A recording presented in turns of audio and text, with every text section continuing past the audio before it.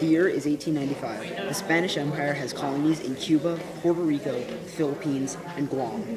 In Cuba, there have been multiple revolutions, and there is another one brewing.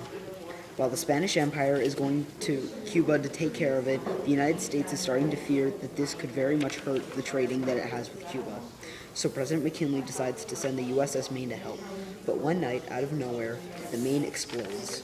While many historians theorize that it may have been a spark in the coal, most blame the Spanish. This triggered the Spanish-American War. For safety over the Philippines, Roosevelt put a fleet of ships in the Philippines, commanded by Commodore George Dewey.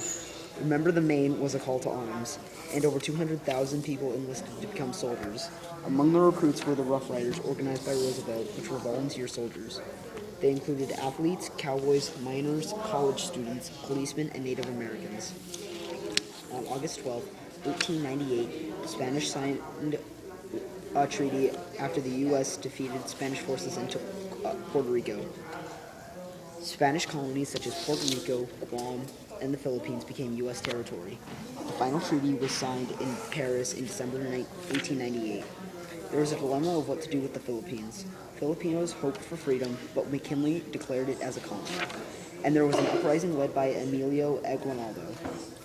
In 1902, American troops were able to restore order.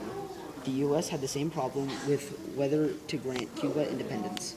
First, the Cubans would have to add the Platt Amendment, which gave the U.S. the right to intervene into Cuban affairs if there was ever a threat to life, property, and individual liberty.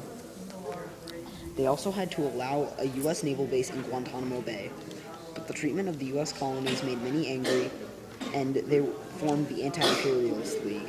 Some members were well-known people such as Andrew Carnegie, Jane Addams, and Mark Twain. This group believed that Americans should not deny other people the right to govern themselves. Their voice was overshadowed, however, because of the popularity of the outcome of the Spanish-American War.